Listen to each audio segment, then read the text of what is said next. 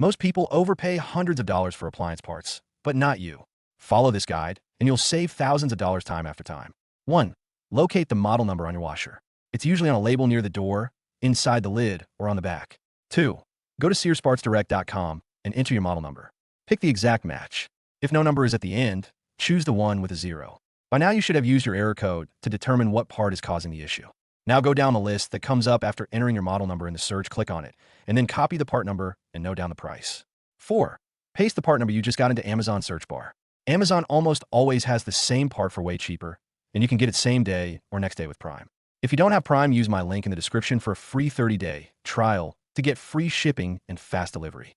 5. Double check that the part number matches exactly before buying by jumping back to the parts page you just had opened a minute ago on SearsPartsDirect.com. At the top of this page, you will now notice another search bar that says Confirm My Part.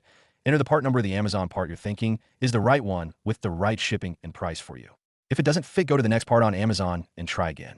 Before you make your final decision, look at seller review rating and the shipping times to make sure you get the right part fast and cheap.